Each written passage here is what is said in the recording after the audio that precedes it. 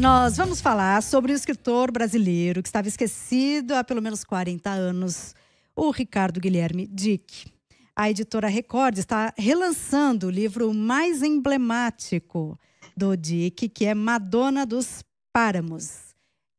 Estará nas livrarias a partir de segunda-feira.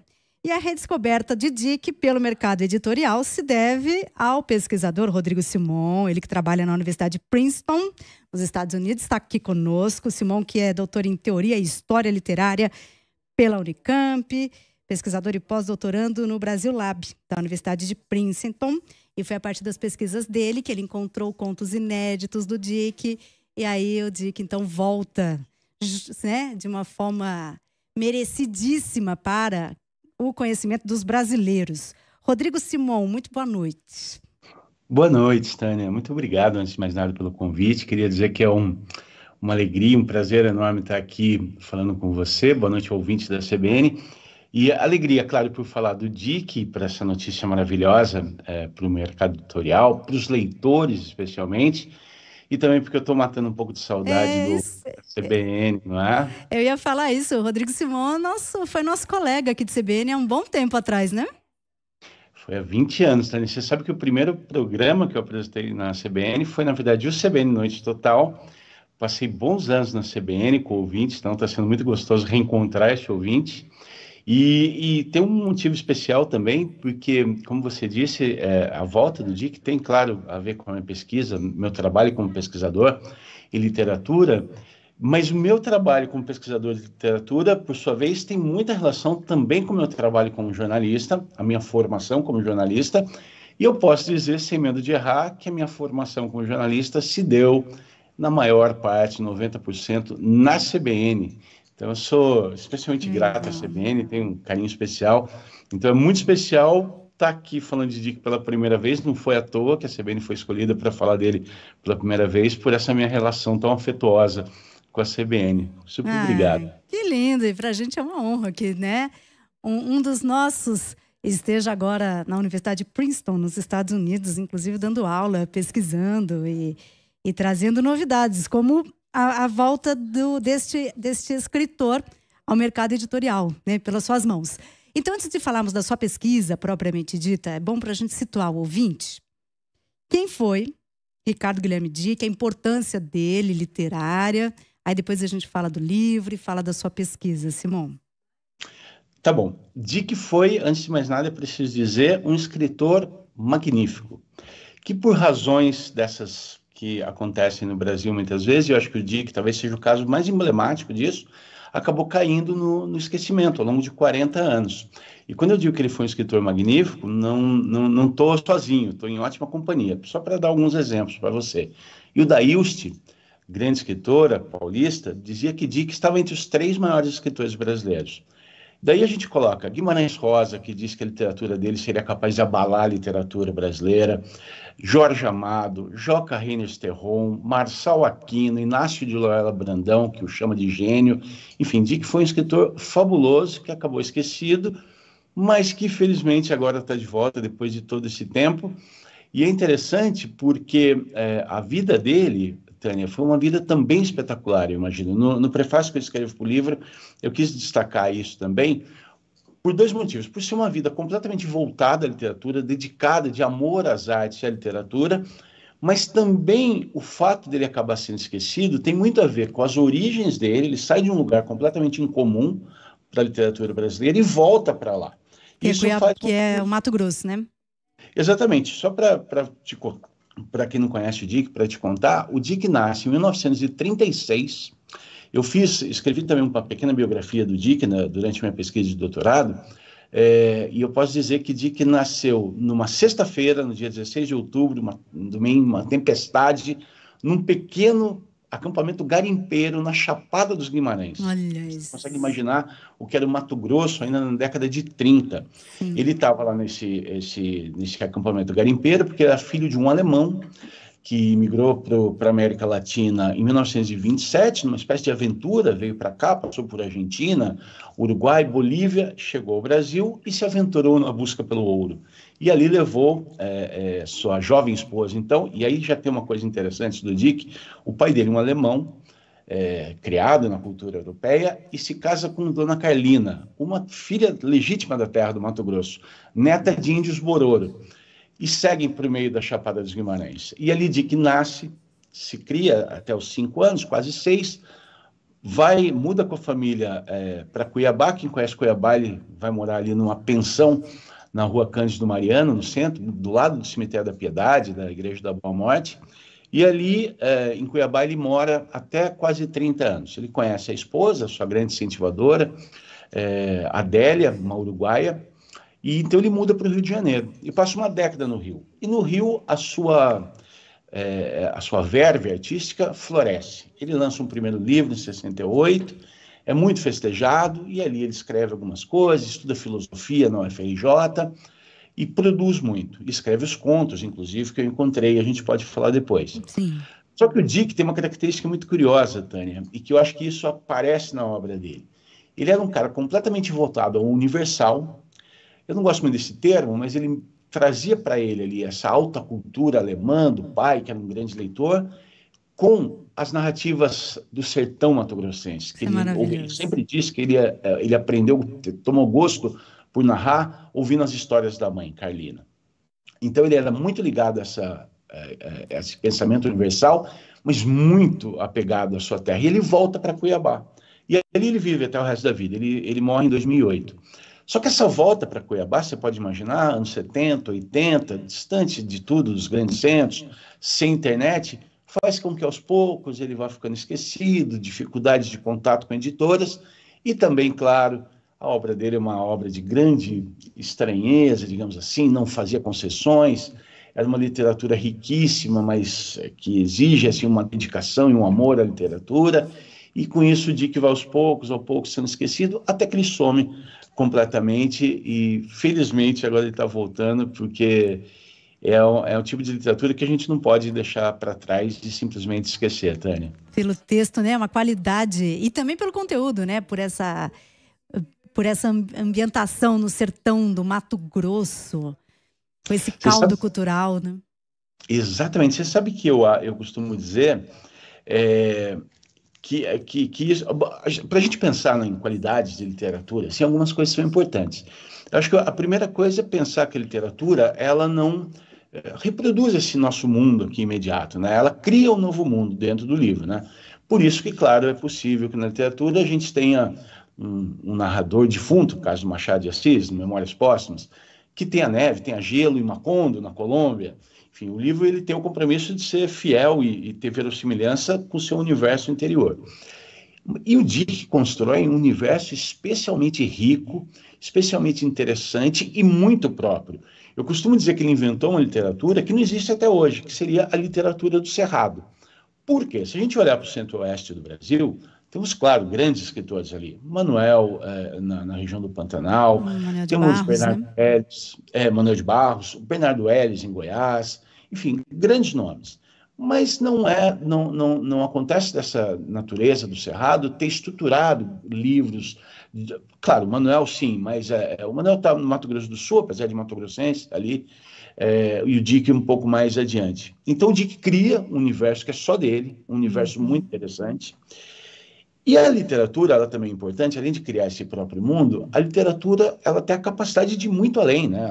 Ela vai muito além dos outros discursos.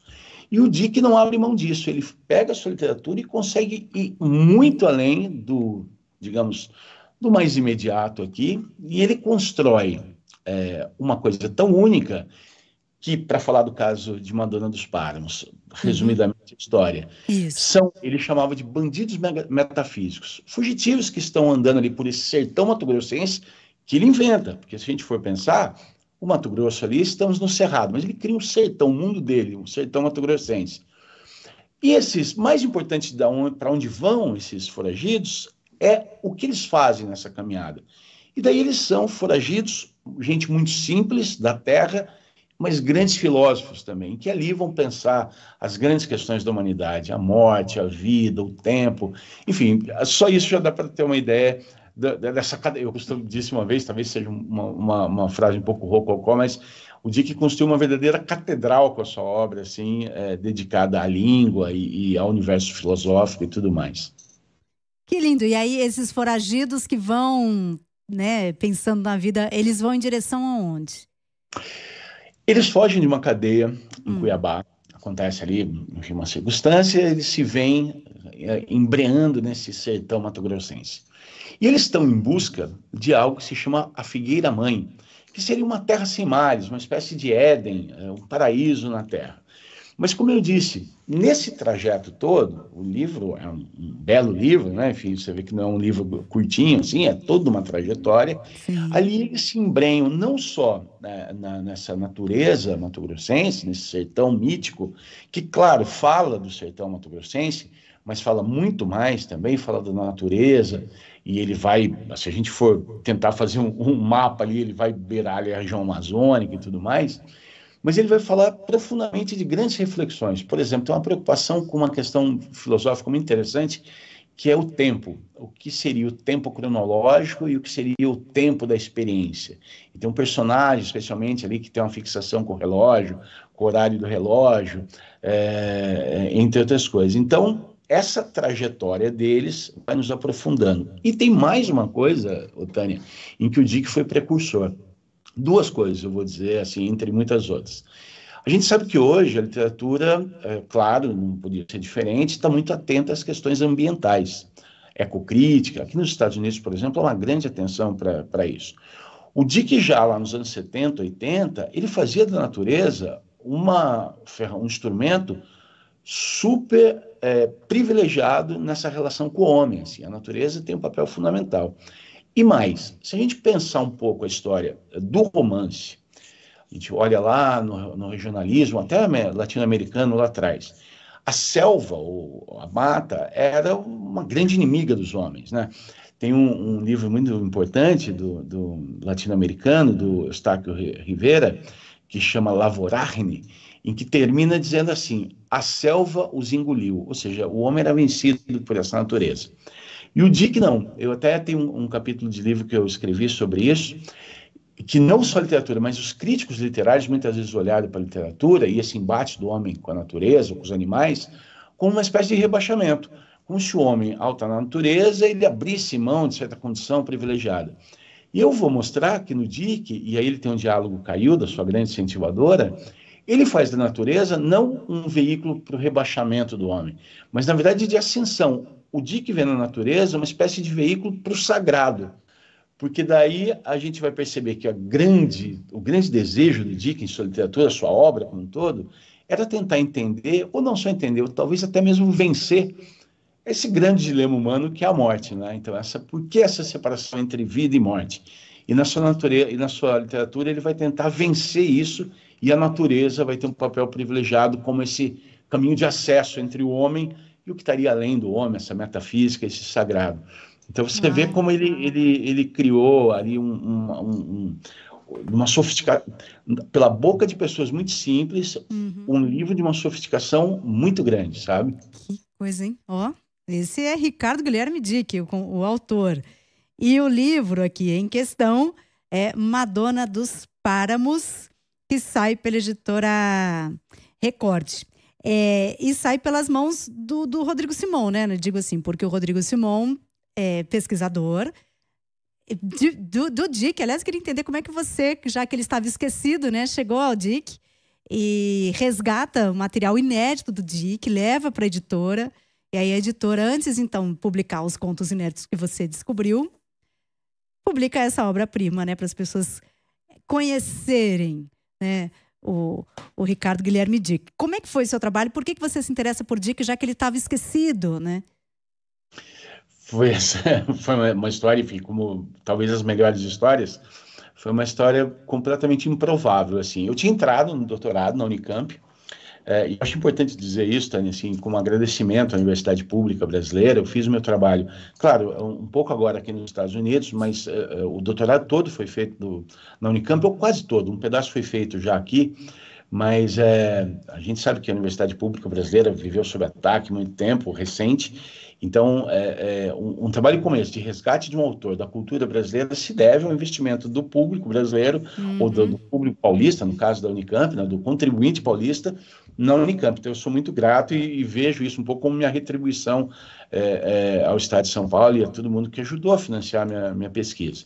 Bom. Mas eu tinha acabado de entrar no doutorado e eu tinha a ideia de pesquisar outras coisas ali, assim, literatura contemporânea e tudo mais.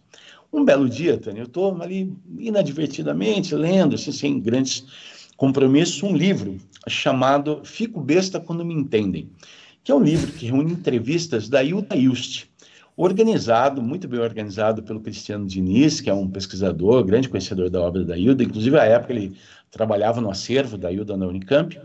E daí eu estou lendo uma entrevista que a Hilda deu em 1987 para o seu grande amigo e grande escritor gaúcho, Caio Fernando Abreu, e o Caio está falando sobre a obra da Hilda. E ela dizendo das dificuldades, você chegar a um ponto muito específico da literatura, que mesmo grandes nomes não chegaram. O Tolstói chegou com aquela pequena novela, A Morte de Ivan Ilitch, e o Caio pergunta, mas e no Brasil, Hilda? Quem chegou a esse ponto?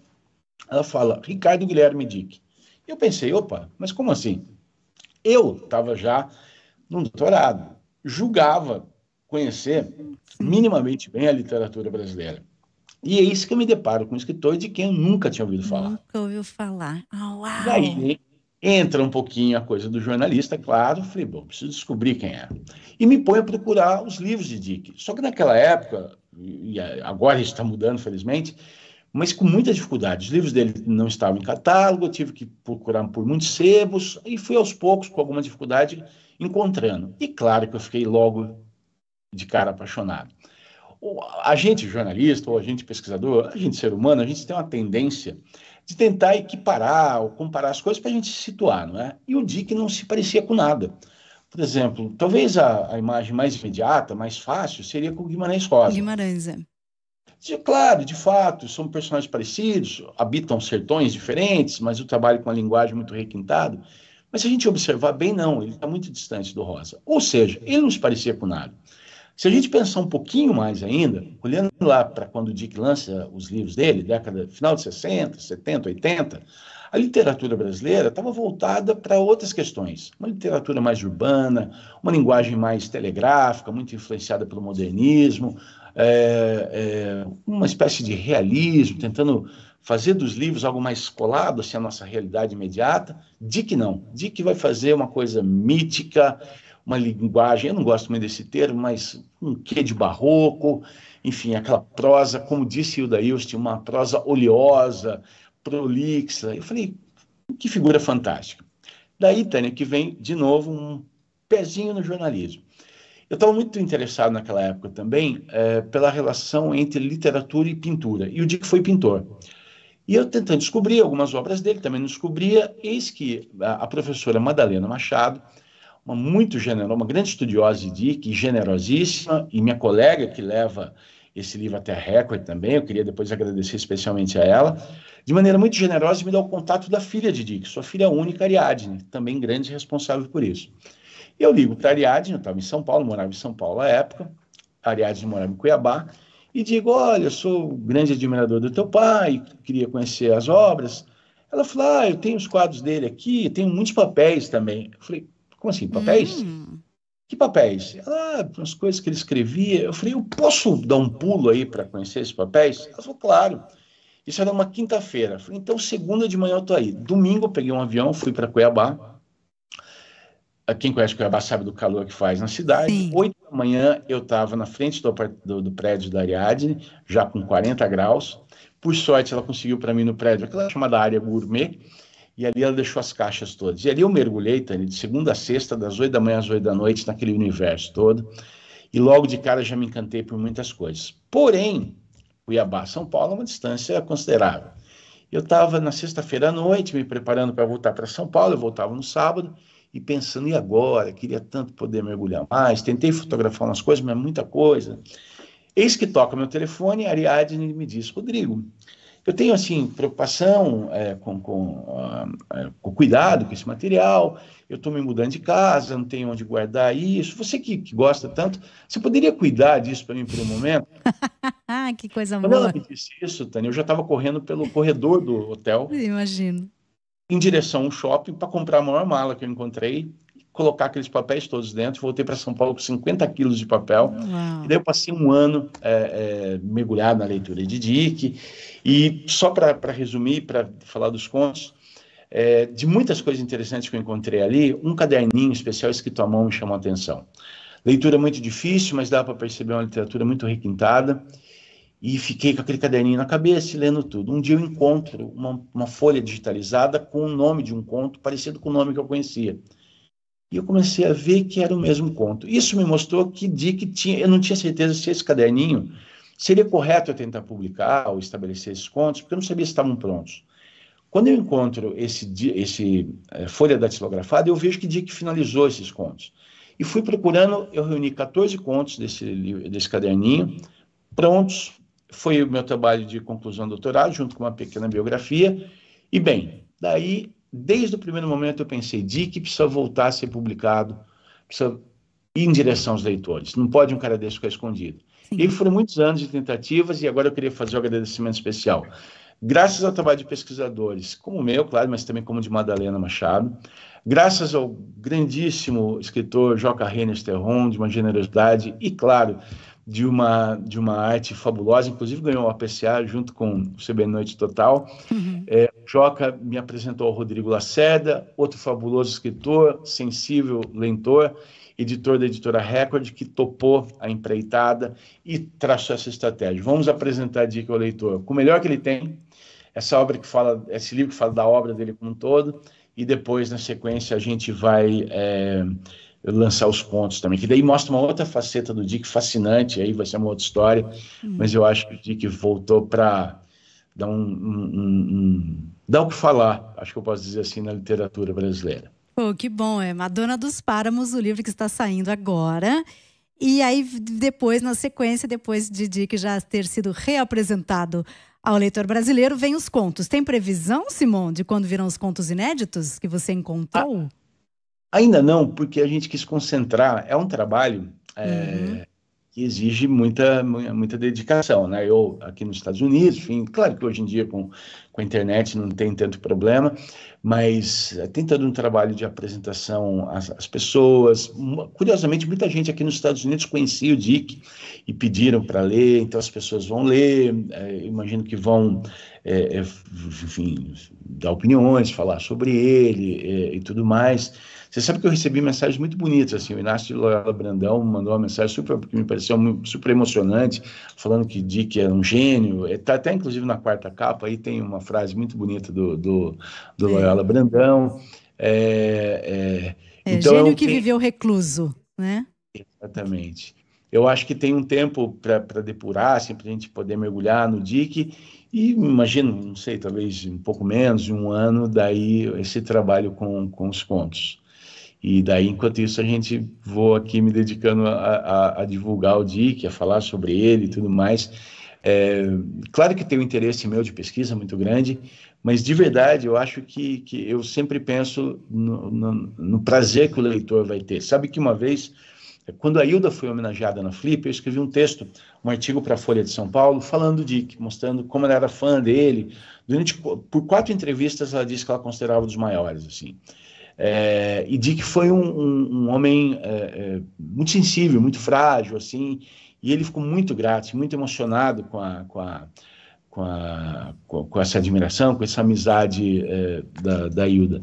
Sabe que eu conheço uma pessoa que testemunhou o único encontro deles em Campinas, na Casa do Sol, que é o Jurandir Valença, hoje é diretor da Biblioteca Mário de Andrade, e ele contou que foi assim, uma coisa inesquecível, que a própria Hilda, que não costumava ficar assim, ficou muito emocionada de receber o Dick, e o Dick estava completamente tenso, assim, tem uma foto super bonita dele sentado com ela, assim, ele admirava ela demais também. Que lindo. Então a Casa do Sol, que é onde ela morava, né? Em Campinas, sim, exatamente. Então eu sempre penso na possibilidade do leitor receber o Dick, ter esse encontro. Quem tiver essa curiosidade, se dedicar a ler, vai perceber que figura sensível. Como eu disse, ele era um homem muito sensível, muito tímido, assim, que por muitas vezes foi visto como alguém que não estava muito interessado em aparecer, mas, na verdade, pesquisando sobre a vida do Dick, eu entrevistei mais de 120 pessoas para fazer a biografia dele. Dick sempre quis muito ser lido, reconhecido, mas ele não fazia concessões. Ele sabia que a literatura dele tinha ali uma característica, uma importância, ele não arredaria pé disso. Mas ele sempre quis muito. Então, eu imagino que hoje esteja ele onde estiver, ele deve estar muito feliz. Muito feliz. Mais feliz ainda vai estar o leitor que se permitir ser tocado por essa obra que é realmente belíssima. Muito lindo, do Ricardo Guilherme Dick, o livro Madonna dos Páramos. Mas, Simão, tem 2 minutos e meio. Ele chegou a ser publicado, né? Sim. Ele só deixou de ser publicado por décadas. Na verdade, Tânia, assim, ele publica o primeiro livro em 1968, um livro chamado Deus de Caim, sai pela editora Ed Nova, porque ele ganha menção honrosa num prêmio chamado Walmart, que era talvez o principal prêmio da época. Inclusive, o Inácio Loyola Brandão concorreu nesse prêmio, não foi premiado, com um livro chamado Bebel, que a cidade comeu. Daí, ele continua vivendo no Rio de Janeiro, mas ele não publica mais nada ali. Estuda filosofia e tudo mais. Volta, em dado momento, para Cuiabá, porque ele tinha esse sonho de ir para o exterior, a Europa, tal, mas ele estava muito ligado à terra. Volta para Cuiabá para viver uma vida tranquila. E lá ele ainda consegue publicar, graças à ajuda de algumas pessoas, outros livros, por grandes editoras, que foram Caieira, que saiu em 78, e Madonna, em 82, pela Antares. Depois disso, ele continua publicando, e depois, mais recentemente, tem outras edições, que foram boas edições, mas ficaram um pouco mais restritas. E eu achava que o Dick tinha que sair por uma grande editora como a Record, porque a gente sabe que o mercado editorial precisa muitas vezes disso, de divulgação, de investimento, de distribuição. O Brasil é um país tão grande. Então, e ele sempre quis sair por uma grande editora, e ele está realizando esse sonho agora. Que bom. Muito bom. Nossa, que lindo. E ouvir você falar sobre o Dick, eu acho a pesquisa um negócio, por isso que a gente tem que valorizar mesmo o trabalho da pesquisa, né? Você fala do Dick assim com paixão, sabe? Como se você estivesse falando de uma pessoa que você... E é claro que de alguma forma você conheceu, né? Mas é como se você estivesse falando de um amigo seu, de alguém muito próximo. Mas a literatura aproxima, né? A literatura é atemporal. E você esteve ali com os manuscritos, então acho que isso também deve ter te dado essa proximidade física, né? De alguma forma, embora, claro, que Dick já não estivesse mais vivo. Que lindo, tá vendo? Há um efeito prático aqui, concreto, de um trabalho de um pesquisador incansável, que é o Rodrigo Simon, de resgatar esse escritor importantíssimo da literatura brasileira, que infelizmente estava esquecido. O livro Madonna dos Páramos, do Ricardo Guilherme Dick. Simon, parabéns pelo seu trabalho. Obrigada pela entrevista, viu? Foi uma aula. Eu que agradeço, Tânia. Super obrigado por dar espaço para o Dick, por me colocar em contato de novo com os ouvintes da CBN. Eu estava com saudade, foi uma honra, um prazer. Super obrigado. Valeu. Aqui, Rodrigo Simon. Ele que é pesquisador da Universidade de Princeton, nos Estados Unidos. Ele que resgatou o escritor Ricardo Guilherme Dick